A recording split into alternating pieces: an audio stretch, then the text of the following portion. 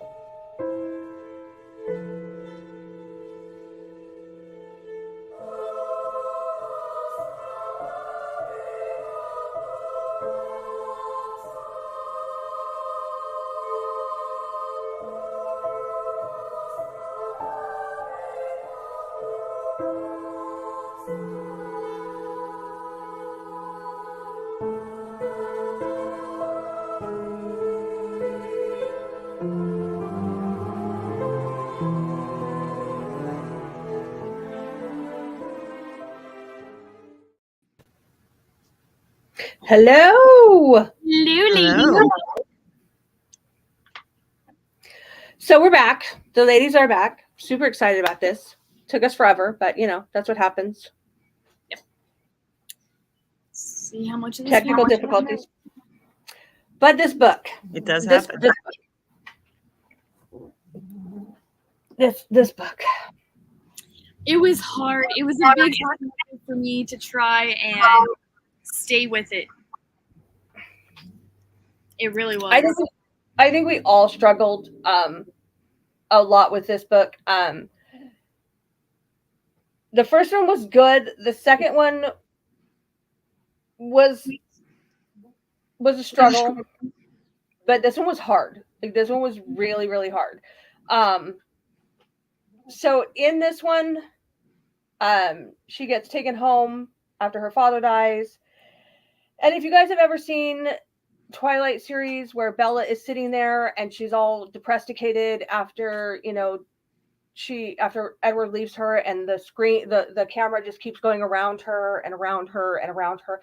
That's what the first 4 chapters reminds me of, where it was just her asking over and over and over to be turned, and he wouldn't do it. Very repetitive. Yeah. Very repetitive. I felt like I was on a merry-go-round with this one because it was really hard for me to do the whole character connect with it all. I could not connect with her this time. I could not connect with Leah at all. I couldn't connect with her the whole book series, to be honest. Yes. I think in this one, thank you. In this one, I think that you're right. In this was the one for me that she was the whiniest in. In chapter 5 or 6, don't answer. I don't know. 5, I don't know. One of those chapters. She makes a decision and reaches out to Sebastian, the brother, to turn her. And he says yes, because of course he's going to do it. He's in love with her. Yep. And then they go to her bar, the poorhouse, and he starts to do it, but she forgets about her connection to Nick. Yes, let's clarify that up. To turn her into a vampire. Yes. Yeah. But she forgets about her connection to Nick, and so he comes rushing in because he feels that she's in danger. He feels she is dying. And he beats the crap out of Sebastian, and then he puts him in the dungeons at La Petite Mort. And then takes her home, and that's when it finally dawns on him that he has to get her through her anger and her upset over her father's death. He has to finally get her through that. And that's chapter 7 and 8. Maybe 9 and 10. I don't even know anymore at this point. This book was just so hard to read. So long. The thing is, I think the chapters are drawn out. The first, I say 5 or 6 chapters is just Nick and Leah going back and forth. The whole, like you said, turn me. No, I don't want to turn you. Turn me. I can't turn you. You're too angry. Turn me. I won't be angry. I love you. Don't you love me? Blah, blah, blah, blah, blah. It was very much a toxic relationship at that point because they were going back and forth. And then, then she did finally come up with this great idea to, hey, let me turn his brother against him.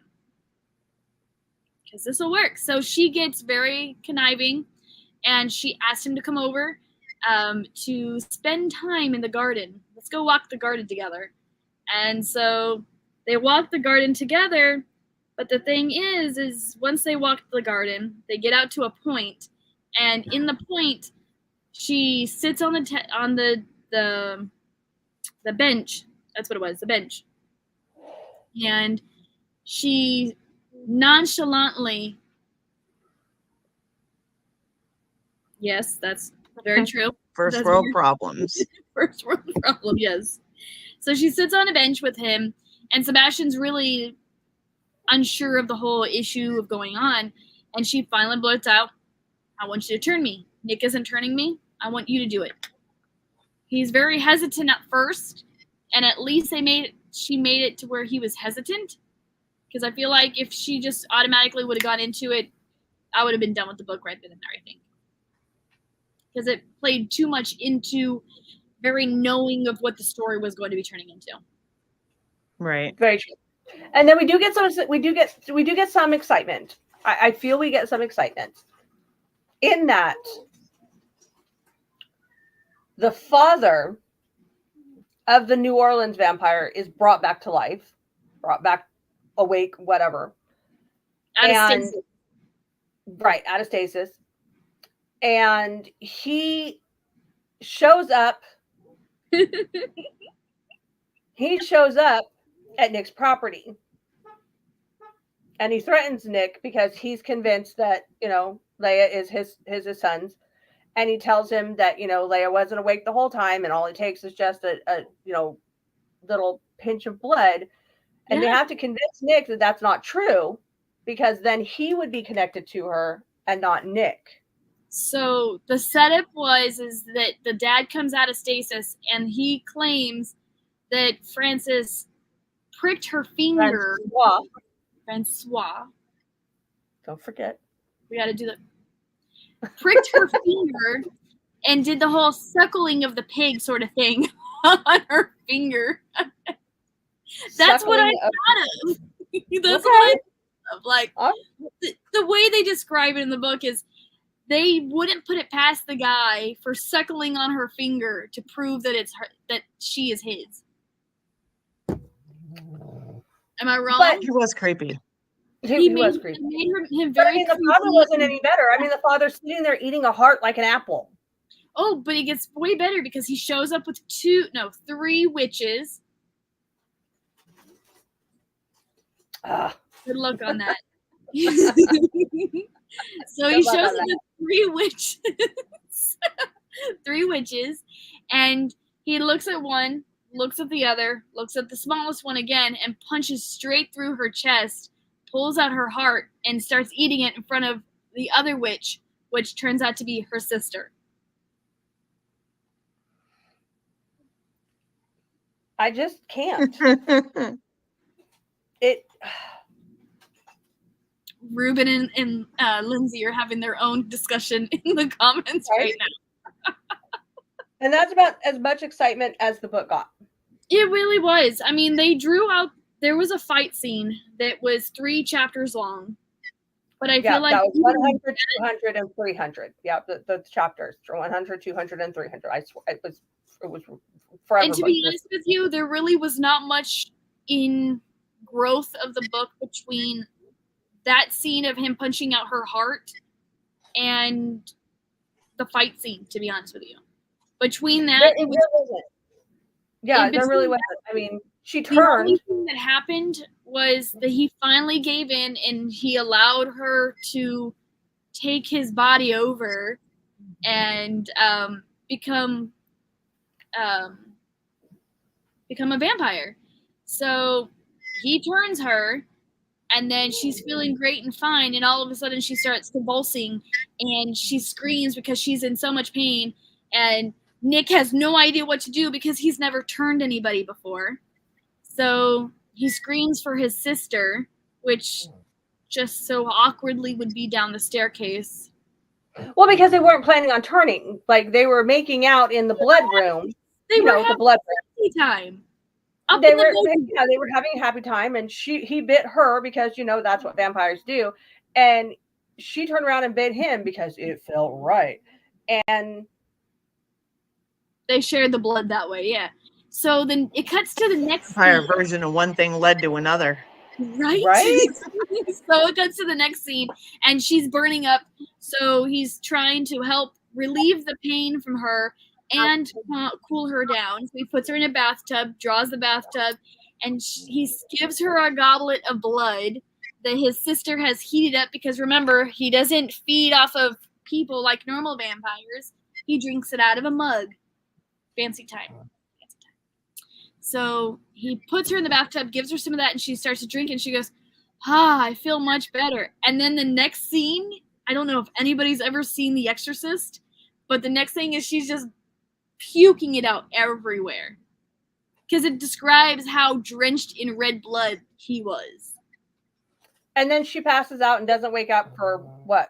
3 days? 3 days to a week. But the problem with me on that is those chapters were actually chapters long. There was 2 or 3 chapters long just with her in a coma, basically. Yep.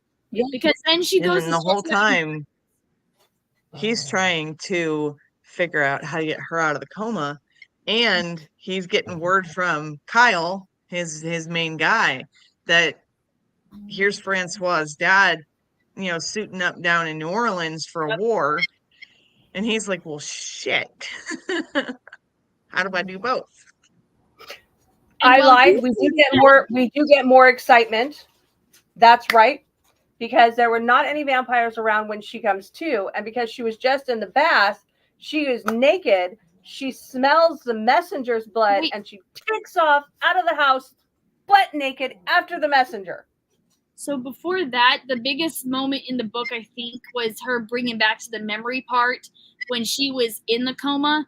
She had memories of her dad and her mom and walking through the garden and how it would have felt if he never drank, because she drew heavily on that whole alcoholism part of that chapter. I think that in itself was like 1 or 2 chapters of her doing the dreaming, because you can tell that she's in dream stasis because the way the writing was done in the book was different than it was throughout the other books. But yes, you're very much right, Dan. Emerald, when she comes to, she's like a dog in heat. That she wakes up butt naked, runs down the staircase, and smells something delicious, and she chases it through the kitchen and scares this person half to death, and they book it out the front door. Oh, goodness. I bet their turnover rate on employment is horrible. Right? And the fact that she drops down butt naked in front of the butler, and the butler's just like, meh, I've seen worse. Okay. Yeah, and the thing that Nick goes and says he's seen weirder things. Yep. Seen weirder things. What else has he seen weirder than a lady bouncing down the staircase butt naked chasing after another man? Is my question. I mean, he's a couple 100-year-old vampire. Who knows? Who knows? But then we find out about the war. Yep. And they go to the war, and that's another 8 chapters. I don't even know. It's a huge, long, ridiculous, drawn-out war. It's really bad. It's she's running in slow motion. I don't even know. It was horrible, but they get there, and she goes, the witch sister of the guy of the killed. The sister of the witch that the father killed is like, yeah, fuck him. I'm going to take him down. He killed my little sister, blah, blah, blah. Yay. And so she opens up a portal so that they can go. And they have to team up again with the wolves because, he's got a bunch of vampires, so they have to have wolves. So they get there, and the wolves don't even show up until like halfway through the battle. But they get there, and she goes after Francois. Francois. You know what though? This writer makes vampires out to be very weak in a sense, because they have to always rely on somebody else, the witches or the werewolves. Okay, there you go. They always have to rely on somebody else, the witches or the werewolves, to be able to help fight their battles or be able to do something. So this writer made vampires one of the weaker creatures, I think. I think so. Compared to everything else that they were doing in the book. And the fact that she is sidelined by another vampire who she decimates. But when she gets to Francois, it gets to the point where she becomes this animalistic? No, like he gets her to the point, like she just falls back into this whiny little victim mentality, like, oh, he hurt me and he caged me in this awful place, and he's able to drag her back because but a lot of stuff happens before that, though, unfortunately. Not much, but a little bit. I don't remember any of it because that just pissed me off at that point. It did. The book is really Everything that happened before that just nullified because she turned into that person. Again, yeah, she backtracked. So a lot of things happen between her waking up as a vampire and the battle, right? So when I say a lot happens, I'm probably really exaggerating. Yeah, so they taught her to fight.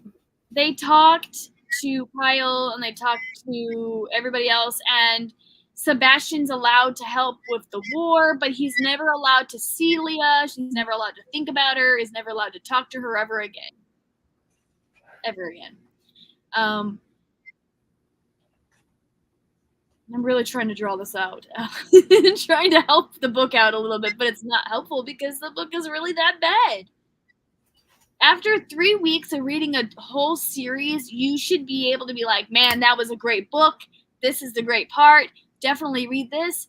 I'm really grasping at straws to try and do that with this series. Right? Yeah. I mean, because the way it's written is she's always the damsel in distress. Then when she finally does get power and assertive and she can actually do something for herself, within a snap of her fingers, she's again a victim. Because Francis is able to overpower her because, of course, he's hundreds of years older than her, has been a vampire his whole life, yada, yada, yada, yada, yada. And then it makes it worse that's not even how he overpowered her. He overpowered her through mental, like, manipulation. Yeah, he broke her down mentally. Yeah, he did. And she crashed. He did, but I think it was just with the play on words is all he had to do with her, though. Oh, my petite, if you really wanted to play like this, you could have just told me. If you wanted to get this close to me, you should have just asked. I would have given you. I would have done this, that, and the other thing for you. And then come to find out, the reason why he's so crazy is because he's eating blood from dead people. Dead blood. Dead blood. One of the scenes that they're really graphic on when you first get into the book is when they first arrive to his mansion. After they exit the portal through the stasis room where the dad was sleeping at, she says that the stench is just horrible and there's something all around everybody. And when you look around, or when she describes how she looks around, there are hundreds of dead vampires and dead witches on the ground that have been just decaying. And it's not just vegetational decay, because she said it's not like the normal decay smell. It's the bad smell. Yeah. So I do have to give her that one point, is when she does describe the detail parts, she does describe it. But it takes her like this long to describe something that could have been like this. And I It feel took her this, 3 books Yeah. to get from point A to point B in this story that it didn't. it really did. And I think the problem was that she was trying to draw it out because the book felt rushed. The book felt like she was just trying to close a chapter. There was no substance to it. There's no, man, let me go back and read this book because I really liked it sort of thing. And that's, for me, when I'm looking at books and reading books, that's what I want. I want to be able to come back to a book 5 years down the road and be like, that's the series I want to read again. Yeah. There has to be like character buildup in it, and there has to be a storyline buildup, not 3 books that could have been put in one and finished way sooner. I was talking to the Mexican the whole time I was reading the book, and he's having to listen to me about everything, and now he doesn't have to read the book because I reviewed it for him. Well, I mean, I remember you and I talking about the book, and I'm just like, I'm sorry you have to read this. Like, and you're telling me it's okay, it's gonna get better, it might get better, it could get better. It's not getting better. Yeah, it's not It gonna got get worse and worse and worse. So when you're walking around the house without shoes on and you stub your pinky toe, that pain, and it goes through your whole body. That's how it felt reading this book. Yeah. There were good points to the book. Please tell me. I think the head werewolf has a mean sense of humor.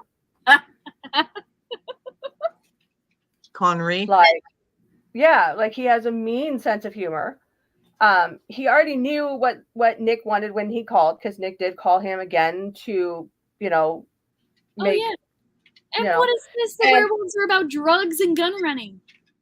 Right? Exactly. I mean, because that's all werewolves. And of course, he said that we'll fight with you as long as you take over New Orleans, because that's what you're planning on doing, right? And Nick was like, oh, yeah. Shit, that's probably what I should plan on doing. That's a good idea. That's a good idea. Why didn't I think of that? Right? And then he was like, but, so I'll take the land that you have in Texas, but I also want, Nick offered that. Nick offered that. He didn't know. He didn't know about That's what I'm saying. We got a little bit of Texas over here. Like, you can have this piece. Yeah. It's like over by Shreveport, Louisiana. It's not nice. Yeah. It's not nice. You can have that. So he's like, yeah, I'll take your land in Louisiana that you're offering, or in Texas that you're offering, but I also want part of New Orleans. J.K. Rowling. For my gun running and my drugs, because and we'll help you keep New Orleans. You're right. And it's like, I'm keeping New Orleans? What? Mm-hmm. I mean, yeah, I'm keeping New Orleans. There was one caveat to that. Shit, I need to find somebody to run New Orleans. Well, there was one caveat to that, because he's like, don't ask what we do. What we do is what we do, and what you do is what we do, but I'm watching you, but you can have that plan too. Nick was like, okay. Sure? Does that mean you're going to be there? No? Okay. Yeah, it's all my idea. Yeah. So, I mean, see, there was good points in the book, because Henri was hilarious. I mean, I loved him. Like, the werewolf cracked me up. Yeah, he's got to be like Santa Ana and saying that you guys can have this little bit of Texas, but we want the whole thing of Texas, okay? Exactly. All of Texas, you can have this. And I also think, I also found it funny that, Kyle got a girlfriend. Huh? Was it Kyle? Oh, that wasn't a girlfriend. That's not a girlfriend. That's a hit it and quit it. He'd been hitting it for a week or more. Yeah, because he never went back to New Orleans. But he never went back to New Orleans after the fight. That we know of. You're right. Come on, Kyle. Jeez. We don't know, because after the fight, when they decide, and I'm sorry, I would not have had this much, I wouldn't have done it. But when they finally found Leia, whatever, the whiny one, in the bedroom with Pierre, Francois, sorry, whatever his name is, him, Nick didn't kill him because he's a poor, pitiful soul hyped up on. Okay, she's tied to the bed by her arms and wrists, and she's half naked. And he's over here just pounding him in his face, and then he hits him really hard in the face, and he draws back, and he notices his hand is green, and he just looks at his not thinking about his bride on the bed, half naked, of what could have happened to her. Poor man, he's been feeding on dead people, obviously for a long time. I can't kill him. I can't do it. You can't kill a crazy man. Jack the Ripper was crazy. Why not? He was crazy. There's a lot of crazy people out there. You know, they all died. Oh, Just saying. Jeffrey Dahmer was crazy. They killed him. I mean, we're just saying names here, people. Just naming names. Just proving a point that you can kill crazy, okay? But no, they had to. And I'm sorry, I wouldn't have done it. I would have killed him. I would have been like, you know what, snap your head up, whatever. I would have killed him. But no. That was anticlimactic because they drew it all up. Man, we're going to get to the top of the staircase. I'm going to beat him up. It's going to be an epic battle. And then it was a letdown. Yeah. And then we Big time. go 6 weeks later. No, 6 months. Well, 6 months. Sorry, 6 months later. Months. So we don't know if Francois ever died. So he didn't die. In the book, they said they put him towards the council because the werewolf took him to the council, and he is being cleaned up and rehabilitated and then possibly thrown in prison. Ooh. To just kill him. He died in the end. So he gets to live with his madness because that's better. Well, so they're saying, so the way I read it in the book is they're feeding him fresh blood to get it out of his head. So I guess he can because vampires can heal themselves, so why can't they heal their own brain? It's a long stretch. But would you really want him to? After everything he did through the entire series, like... No, I'm just saying, but I'm wondering if that's what they're doing. That way it can feed into her next 5 books that she has. Because which we're not reading, by the way. We are not going there. We're not doing it. Because what ended up happening, so 6 months later down the road, Leah and Nick get married. Human marriage, because Nick said that Leah wanted it because she wanted it. And what she gets, except being a vampire for 3 books. So they get this marriage and they have it at her house, like her own plantation, and then it cuts out. And then it just goes to Sebastian's portion of it. Sebastian gets found out that he's not being exiled for a faraway place. He's just being exiled to New Orleans, and he is now going to be the king of New Orleans, basically, but not so much the king. Exactly. Very much a white wedding. I do have to say though, I was really impressed with the wedding portion of it with Amy. Well, I mean, with Amy. Oh, because Amy found her mom's wedding dress and got it altered to the T for Leah. Yep. I think because Leah didn't even think about wearing her mom's wedding dress. She hasn't seen it other than pictures. So for Amy, who they do vampire wedding with humanism anymore. She's been a vampire for hundreds of years, so she can't even remember how she got turned or how it felt or why she got turned or none of that. She just remembers that the dad was there, and that's all she remembers. I guess you're right. Out of all the chapters, the last chapter where they're married is the best written, I guess. But it's not the last chapter because the Sebastian portion is the last chapter. Yeah, so well. I guess he was. But on this note, we have to pause for a commercial break. So, we'll see you in a moment. Rise and shine, my sinners. When Father Evil starts his day, he gets a little deadly. Deadly Grounds coffee has the richest, smoothest flavor you'll find anywhere. It's sinfully delicious. Once you go deadly, you never go back. Order yours at getdeadly.com. Coffee's so good, it's scary.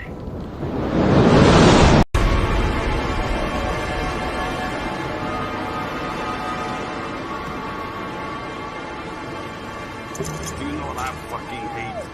Fucking animal whore. A fucking shark. Bitch, please, this fucking dildo with teeth is beating your ass. It took you 2 hours of film to kill a goddamn shark. Fucking Steve Irwin could have fucking showed up, took a shot at Jack, would have been like, crikey, you motherfuckers can't do shit. We're just gonna jump in there with a knife, take here, got its guts out, presto, you're dead. It would have been like a scene from 300, Crocodile Hunter, guts wrapped around him, screaming, "This is Discovery Channel!" Yeah. I cannot wait for the comics to come out. I can't wait. I'm so excited about that. So we have us every Tuesday nights now. We are back to every week. And then it is Chronic Sports at 9 Eastern Standard. Eastern Oh, Standard. is it Eastern? Eastern, yeah. Eastern Standard. And I then never know my time. Buzzkill Theater. Buzzkill Cinema. We'll figure this out eventually, guys. Buzzkill Cinema on Thursday. Mhm. And then notes. I think that's it. That's all of us. Oh no, wait. We have new ones. We have Friday night caffeine injection. No, that's no longer injection. It's not caffeine injection. We have Music. we have Music injection. we have notes somewhere. I believe it's called Music Injection. And then on Saturday we have Hellfire Lounge. Every other Saturday. So we have Tuesday nights now, every night, Paranormal Gems at 9:30 Central Standard Time. Then we have Wednesday nights, Chronic Sports at 8 Central Standard Time. Then we have Buzzkill every Thursday night, 9 Central Standard Time. Friday nights, we have Sound Injection at 9 Central Standard Time. And then Saturday, we have The Lounge at 8 Central Standard Time. And now we have 2 new shows on Sunday night. We have... I don't remember those 2 names, though. I'll be back to you on those ones on the next break. But I found my notes. Anyway. So I did like the wedding scene where Amy did that because it was, and I did like the fact that Nick's mom was very like supportive and like excited about doing weddings and wanting to do more. So I did like all of that. And then it goes to the Flash gaming. That's one of them. Yeah. Okay. And then it flips over to Nick punishing Sebastian. Yeah, so it really was, if you think about it, it's really not a punishment. He just gets to be grounded in another big city that he gets to run and have money and live in a big mansion. And I'm trying to find the grounding part of it. He doesn't get to see Leia. Oh, that's right. But then it cuts to another scene where he's in a jet and he's flying back to New Orleans and he says he's just taking it one day at a time and it doesn't hurt as bad anymore, knowing that you can never have her. It's not rejection. It's not regret. It's loss, I think is what he said, or longing for her anymore because he knows that he can't be with her anymore. Not that they were ever together anyways. I mean, yeah, they were never together. He was just in love with something that he couldn't have, but that's like the way it works. Very much. He's going to be the next one to eat dead people. Gonna go to New Orleans and start eating dead people. Why? Because he's so sad. Is that what they do? And Nick's not gonna kill him either because A, he's his brother, and B, because you can't kill somebody that eats dead people. He's just not morally correct. Yeah. Morally correct? We'll go with that. No, none of it's morally correct, actually. I don't know. I think, to be honest, I think she stopped where she stopped to bleed into her next 5 books that she has. She probably did. And I think if she had taken a little bit more time and developed the story more, developed the characters more, And put more into it instead of focusing on, you know, find my love, mm-hmm. you know, save my love, turn my love. You know, I think if she had developed the story more, it would have been a better read. And the But way knowing, she, like, literally, you knew the plot line. You literally knew the story from the get-go before the story even you before did. you even read it. And the thing is There were so many different little subplots and stuff that they could have built on in this book, and it kind of disappoints. The first one is Francois and his family and their background and their rise to power, and why is his dad in freaking stasis? And they could have built on so much more of that to really give a good backstory to them. The other piece that I really wish they would have built on more was the relationship between the vampires and the werewolves. Mm-hmm.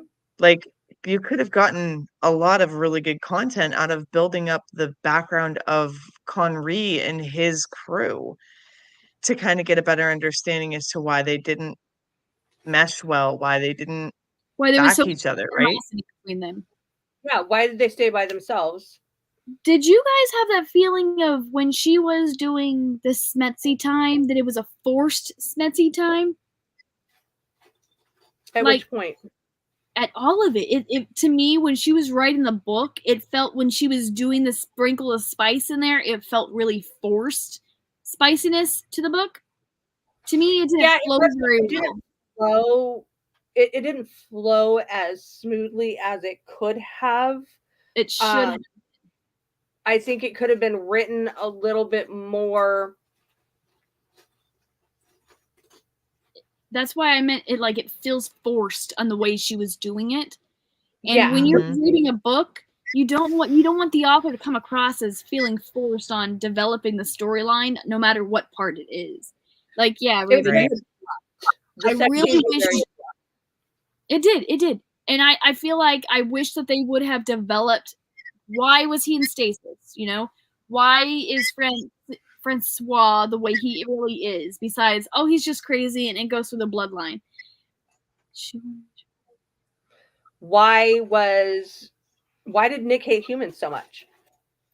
That would have been a good one. Why did Nick hate humans so much? Yeah. And you could have built on the history of Nick with the family instead of just Nick grew up with family. Build on that history. Why? What about that family brought, like, how did he meet her? Who really is Nick?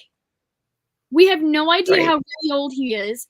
We really have no idea, besides him being around for a long time in New Orleans. And then they touched, the one other thing that really ticked me off in this book is they touched basis that Sebastian is the reason why the Roanoke clan disappeared. Mm-hmm. But they didn't see what happened. Like, did he go in there and turn all of them into vampires? Did he just have a feeding frenzy? What happened? It was, that's it. That's all you get. That's it. That's it. That's all you get.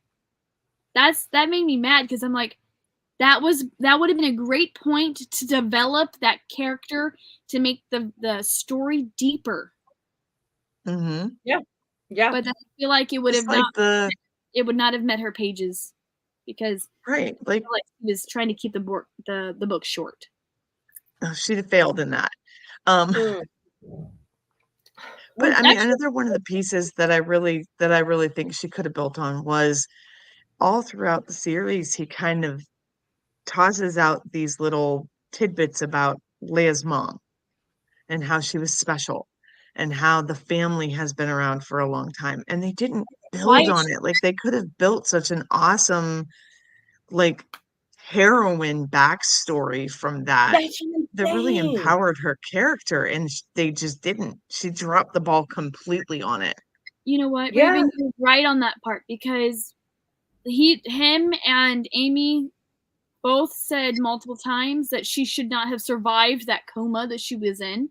So then it brings to the point of, well, what made her so special? Why was her mom's family so special? You know, was it because her bloodline? made it happen. Like, what is it about her bloodline? Exactly. She wants a sugar daddy until she had to give up some sugar. You know, and they could have built more on, like you said, like on Nick's background. Yeah. Who is You Nick? know that Is he he's a a born vampire.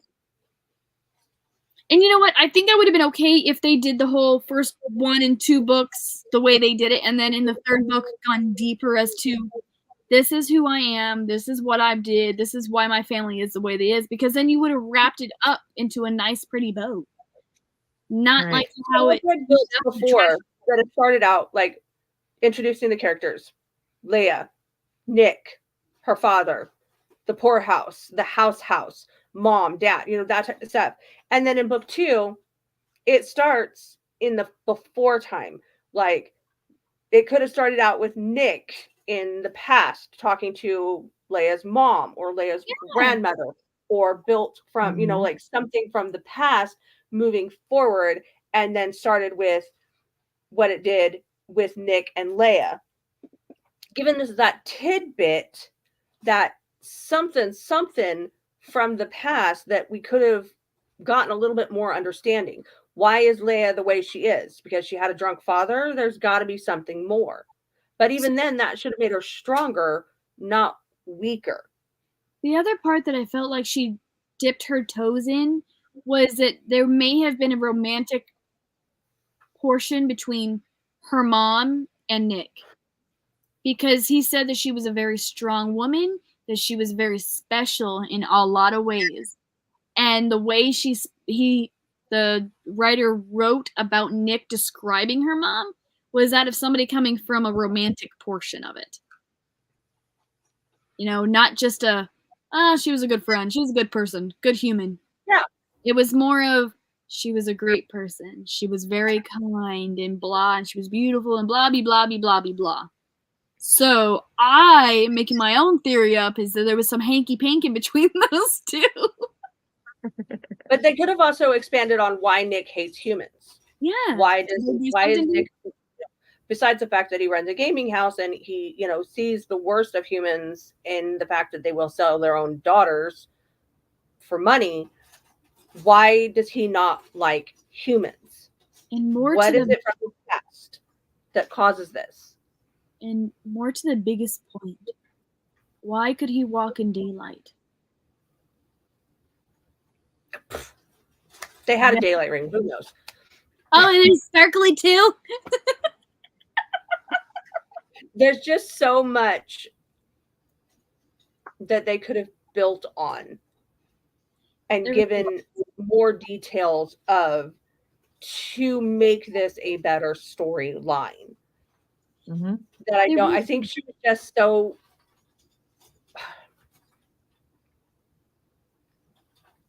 it's almost like she just wanted to write these books to make us understand what her next 5 books, what led up to her next 5 books. She had the plot and most of the other 5 written out and realized that she needed some sort of a backstory before she released them in order for readers to understand where they were coming from. So she went back real quick and rushed like a prologue series in order to release the whole set. Did this book come across to you guys as like a COVID book where it was very rushed and just tossed out there to get it out there? That to me, we will answer that question after this commercial break.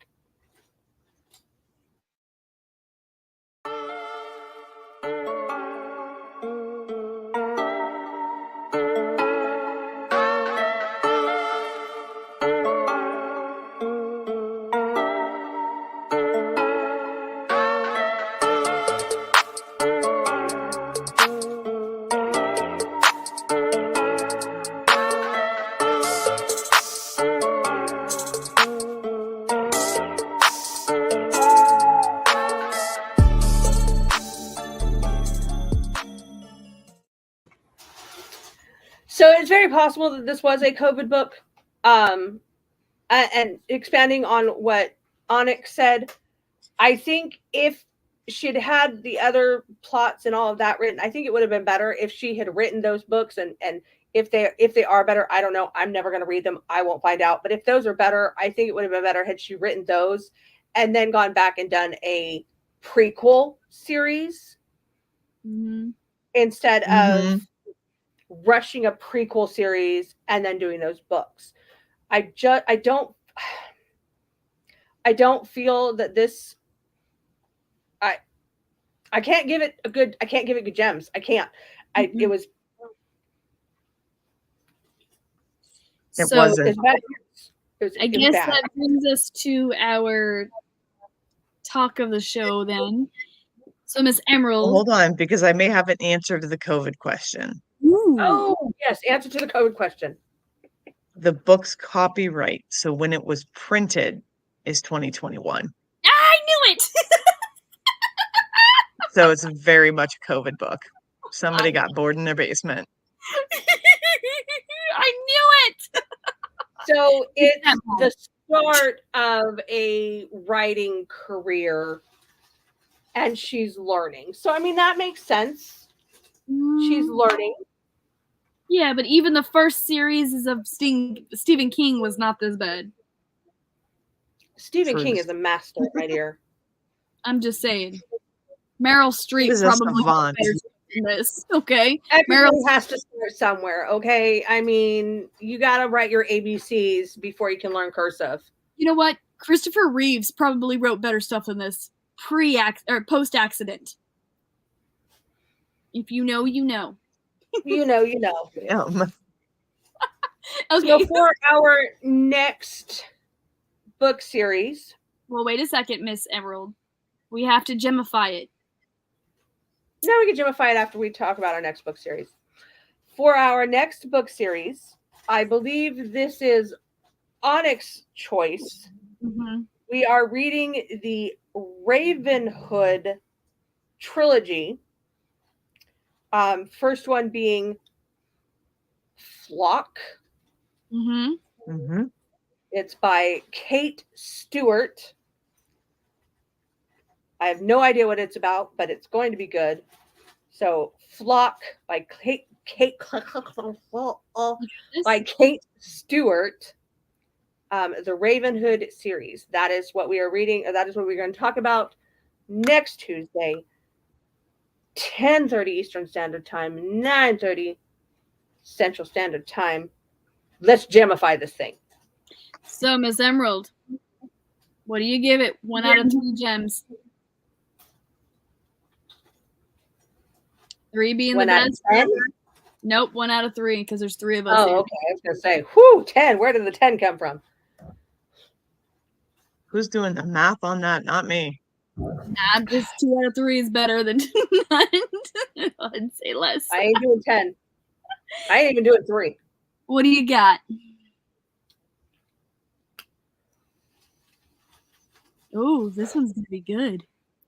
Me or Onyx? You, Miss Emerald, go right ahead. Oh, I thought you asked for her. This is that bad of a book. You're trying to pass your score away. Okay, knowing that it was a COVID book, knowing that it's probably the start of her career, I can't Not do knowing it. any of that, just how the book was done. I have to give it, like, being generous, a 1. Okay.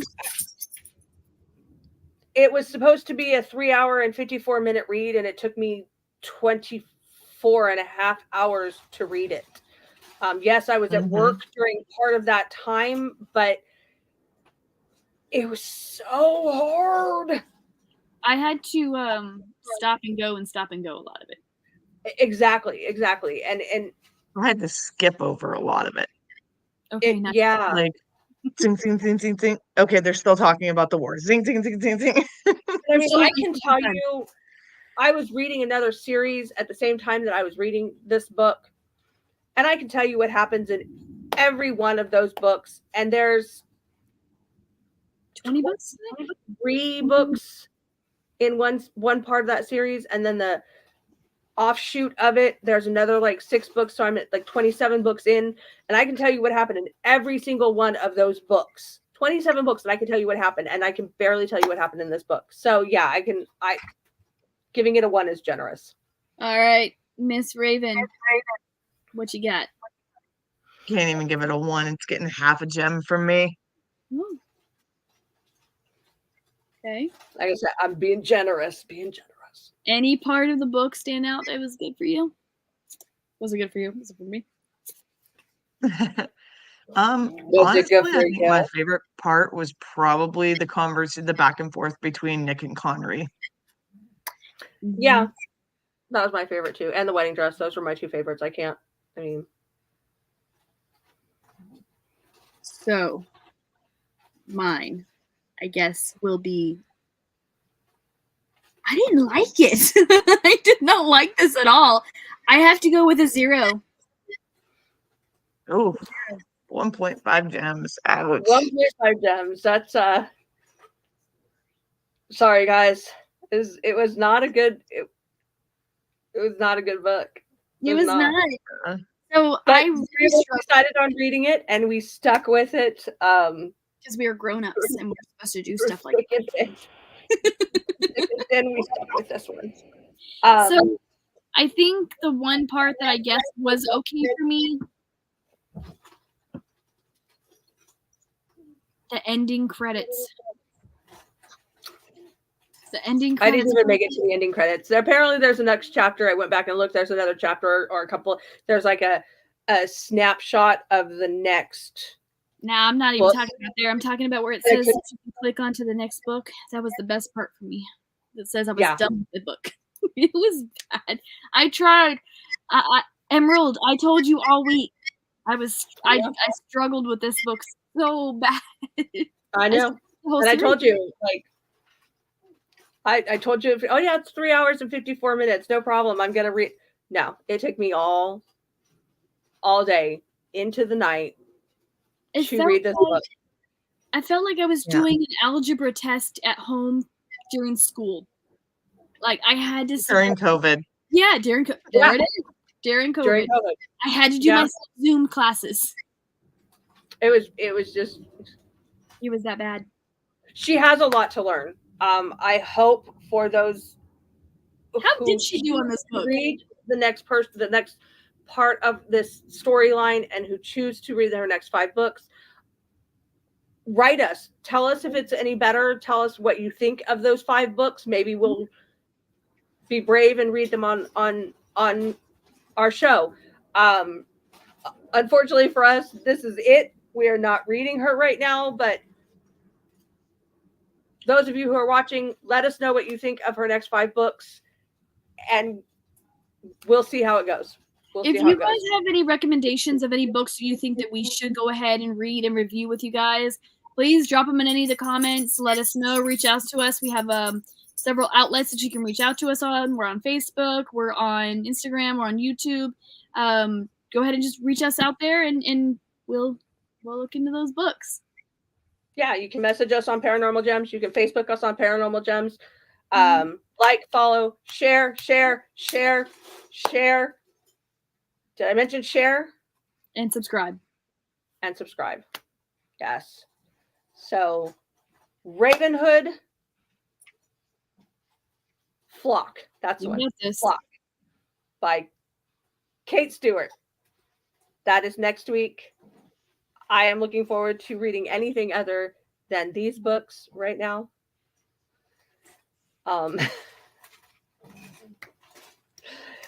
Yeah. And on that note. And on that note, guys, thank you so much for joining us.